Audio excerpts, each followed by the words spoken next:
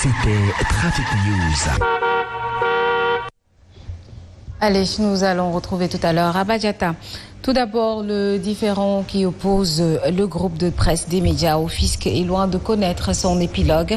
Hier matin, un huissier de justice ayant requis l'assistance de la gendarmerie s'est donc présenté dans nos locaux, ici à Saint-Yves, Zik FM et La Tribune. Et c'était aux fins de procéder donc à un inventaire du matériel sur lequel doit porter la saisie, chose qu'a déploré donc le rédacteur en chef adjoint de Zik FM et Saint-Yves, Fatoumata Diop, revient ici sur cet événement.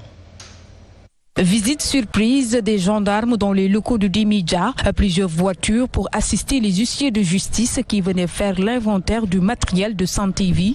Pas d'émission sous Batel, l'équipe sur place pouvant pas faire d'émission était obligée de surseoir pour laisser la place aux huissiers de justice. Chose que déplore le rédacteur en chef adjoint de Saint-Yves. Alors, au moment où aujourd'hui on parle de mettre en exergue et surtout aider les jeunes à avoir des emplois à travers le programme présidentiel Réunion Daouni, que des jeunes, puisque c'est une équipe assez jeune qui est ici, puissent aujourd'hui être menacés, voir leur emploi menacé, je dirais que c'est assez paradoxal.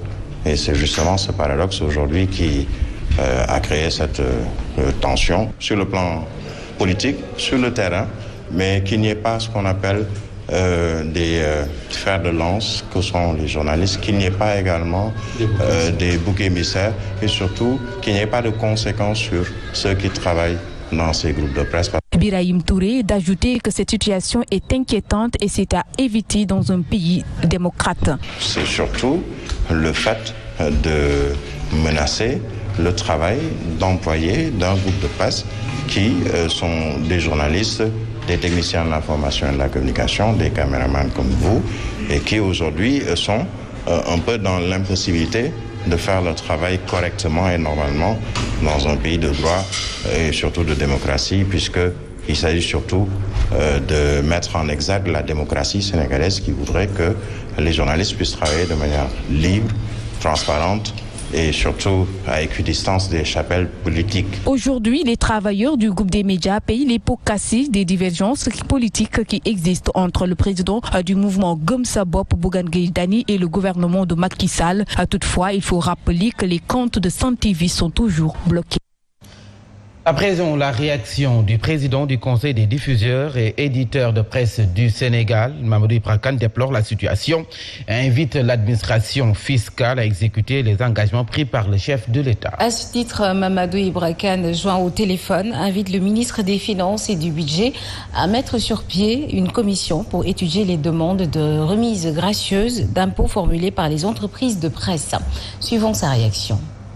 Nous avons tenu d'abord à déplorer qu'une entreprise de presse soit dans la situation. Le problème, c'est qu'il y avait eu 2 engagements du président de la République qui malheureusement n'ont pas connu une exécution par l'administration fiscale. La première mesure concernait la remise gracieuse accordée à toutes les entreprises de presse et aux entreprises du secteur du tourisme. La deuxième mesure concernait l'exonération de toutes les taxes à compter du 1er octobre 2020 jusqu'au 31 décembre 2021. Mais malheureusement, la remise gracieuse n'a pas été consacrée par un texte. Donc, certaines entreprises se voient réclamer leur dette fiscale. Et ce rebondissement a donc suscité beaucoup de réactions. Acteurs de la presse, partis politiques ou sympathisants du groupe des médias venus témoigner leur soutien au groupe de presse. Il y a eu une délégation de la coalition Yewwi Askan Wi. Son porte-parole Abdou Karim Fall estime que c'est une agression de la démocratie sénégalaise. Nous l'écoutons. La coalition Yewwi Askan Wi en conclave a décidé d'envoyer une délégation pour manifester notre soutien au frère Bougane Gueye Dany. Nous comprenons tous que tout ce qui se passe est lié aux activités politiques et à l'engagement de Bougane Gueye Dany pour la démocratie sénégalaise, pour la lutte contre l'injustice sociale. Et c'est pour ça que le régime de Macky Sall est en train de vouloir casser son entreprise. Nous nous solidarisons avec lui et nous pensons que quand même un président de la République qui a des problèmes d'emploi des jeunes ne doit pas travailler à fermer des entreprises. Nous ne comprenons pas aussi qu'on accorde quand même des exonérations à des entreprises étrangères et qu'on veuille tuer les entreprises sénégalaises à travers les taxes. Surtout que c'est des taxes qu'il avait déjà pardonnées aux entreprises de presse. Donc la coalition Yewwi Askan Wi est ici aujourd'hui pour la défense de la démocratie, pour la paix et la stabilité dans ce pays. Parce que quand même, ces pères de famille, ces jeunes qui travaillent dans cette entreprise-là doivent être protégés au-delà de Bougane Gueye Dany. Autre réaction, celle de l'amicale des anciens du CESTI, entendez Centre d'études des sciences et techniques de l'information. Habibou Mbaye regrette cette situation. Il estime que l'affaiblissement d'un organe de presse est un frein à la liberté d'expression. Nous l'écoutons. Les concessionnaires du nettoiement observent un arrêt de travail à part. L'amicale des anciens du CESTI regrette profondément la situation qui prévaut actuellement au groupe des médias, qui a reçu la visite ce lundi matin d'éléments de la gendarmerie et d'huissiers de justice venus faire l'inventaire du matériel existant dans ce groupe de presse. L'amicale des anciens du CESTI appelle les plus hautes autorités du pays à sauvegarder cette entreprise de presse qui œuvre à la consolidation de la démocratie et la liberté d'expression dans notre pays. Nous tenons également à dire et à rappeler que l'affaiblissement d'un organe de presse est toujours préjudiciable à la création d'emplois.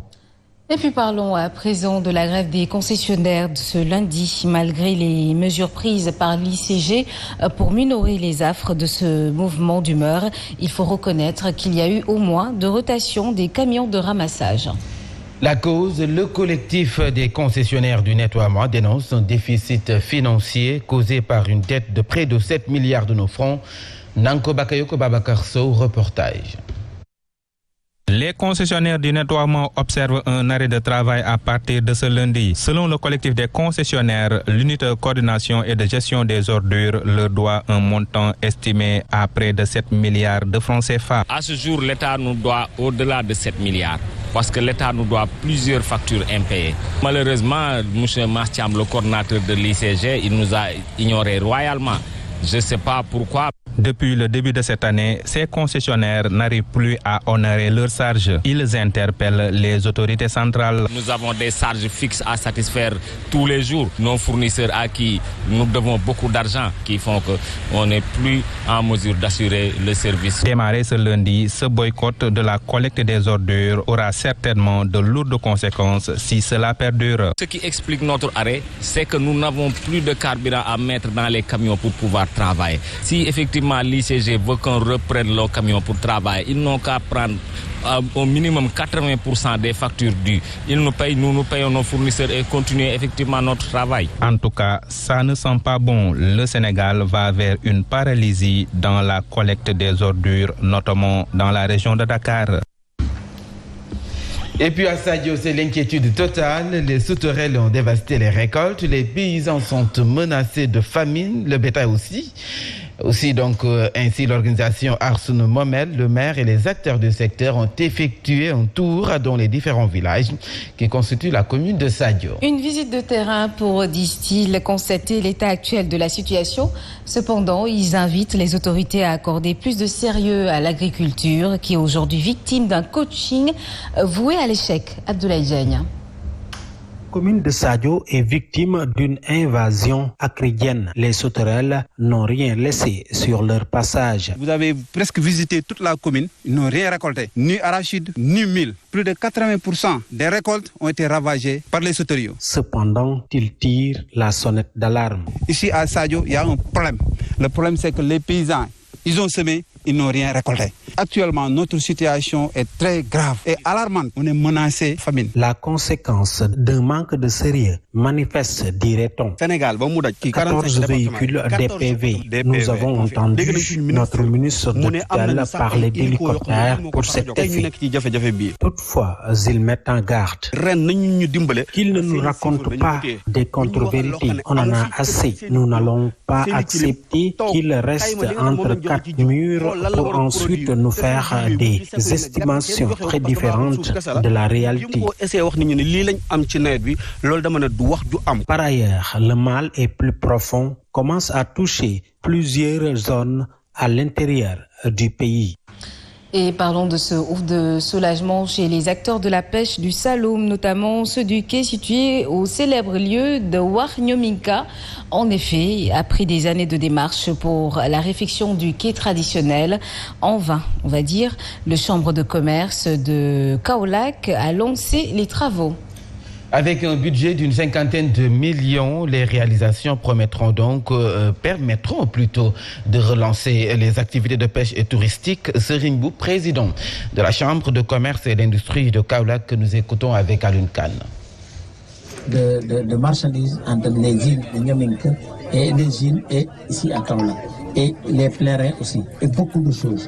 Et ça, c'est important. Donc, c'est pour cela que la Chambre de commerce a vu la nécessité d'investir ici. Et on l'a étudié même pour arriver à partir d'ici, pour faire une corniche qui peut passer devant le port et sortir du côté de Cœur de Ville et du côté de Kondam en sortant du côté de Elton. Voilà, de sortir là-bas. Et qui va permettre à la fluidité de la circulation pour aller en programme dana tourner entre 40 millions et 50 millions mais du pare yow xam ngeen ne bu loolu pare ak yeneen. Après Kaolack, cap sur Rufisque, après le district de Rufisque et les postes de santé qu'il a eu à offrir un important lot de matériel, c'était au tour des pêcheurs de recevoir un lot de gilets de sauvetage et aux femmes mariées des enveloppes de financement. À travers ces actes, Abdoulaye Fall vise à apporter sa contribution pour le développement de la Rufisque. Par ailleurs, candidat de Taxawu au Sénégal pour la commune de Rufisque-Ouest, le leader du mouvement pour un Rufisque émergent a profité de la cérémonie de distribution pour sensibiliser les acteurs du secteur de la pêche à Rufisque. Nous l'écoutons. Oui, je suis candidat à la mairie de Rufisque-Ouest. Je fais partie de la coalition Taxawu Sénégal. Dernièrement, j'ai fait une tournée. J'ai été allé voir les maîtres nageurs, les présidents de groupement. Ils m'ont donné une liste colossale parce qu'ils travaillent en difficulté. Ils avaient besoin des gilets, des conseils, des financements. Heureusement, aujourd'hui, j'ai acheté un lot de gilets et des enveloppes pour les accompagner et des conseils pour mieux structurer leur GIE, leur groupement, pour qu'ils parviennent à bien travailler. Il y a 4 groupements qui sont là. Chaque groupement a une enveloppe. Polémique autour de la propriété du marché de Medina Bay. Encore une sortie pour demander aux autorités administratives et municipalités d'éclaircir la lanterne des Kaolackois sur les rumeurs faisant état d'un bail inscrit au nom du promoteur du dit marché, Modounia El Rahma, responsable apériste. En effet, selon le collectif des habitants de Medina Bay, ce marché étant une propriété donc exclusive de la cité religieuse du vivant de Cheikh al-Islam, il est inconcevable qu'on l'attribue à un individu. Abdoulaye Diop, membre du collectif que nous écoutons avec Alioune Kane. Les gens ont visité, mais aussi nous voulons savoir sur l'exportation du marché. Parce que ça, c'est très intéressant. C'est parce que ça, c'est pour l'avenir de Medina Bay. Et il est temps que les populations aussi sachent ce qui se passe au niveau du document. Le calife, comme je l'ai dit tantôt, je pense qu'il était là pour la visite du marché, pour voir les travaux effectués. Et je sais que c'est sur ça qu'il a fait son discours. Parce qu'il y a certaines choses que peut-être eux ignorent, quoi. Parce qu'il y a... Bon, je ne sais pas s'ils ont lu le document ou bien s'ils ont eu des éclaircissements sur le document. Mais nous, en tant que jeunesse, nous voulons avoir de la transparence sur ça. Et nous parlons à présent de la valorisation du MAD à Casamance. Des organisations qui travaillent autour de cette filière étaient en conclave à Ziguinchor. Il s'agit pour ces dernières d'échanger sur plusieurs questions concernant le MAD pour faciliter son exportation vers l'Europe. Pape Taïrou, directeur exécutif de l'ONG ETDS, on parle au micro ici d'Abdourahmane Diallo. C'est-à-dire comment on doit obtenir le fruit, comment on doit cueillir le fruit en forêt, comment on doit le conditionner et comment on doit aussi le transformer. Donc c'est pour cela ce cahier de charge-là aujourd'hui qui fait l'objet de partage avec les transformatrices sur le volet méthode d'obtention du sirop, des conserves et des autres produits transformés. Parlons du Mawloud de Ndiassane. Le khalife général, à travers son porte-parole, a délivré des recommandations sur le salafisme. Selon lui, au Sénégal, nous avons un héritage légué par nos grands-pères tels que Mam El Hadji Malick Sy, Ahmadou Bamba, Mam Limamou Laye, Cheikh Bou Kounta et entre autres. Le khalife a aussi invité les politiques à œuvrer pour des élections apaisées. Tidiane Kounta, membre de la famille Kounta, porte-parole du jour que nous écoutons avec Mbait Al-Khouma. A axé son discours sur le salafisme. C'était pour montrer aux Sénégalais que nous avons un héritage que nous ont légué nos grands-pères. Nous pensons que nous avons un héritage de Cheikh Ahmadou Bamba. On ne peut pas avoir meilleur héritage. L'héritage de Mam Maodo Malick Sy. On ne peut pas avoir meilleur héritage de Mam Seydina Limamou Laye, de Cheikh Bou Kounta et de tous les chefs religieux. Et c'est sur ça qu'il a axé son discours. Que nous n'avons pas besoin, nous, de nous référer à autres, à des gens qui sont étrangers à notre société, étrangers à notre culture, pour nous apprendre comment, en fin de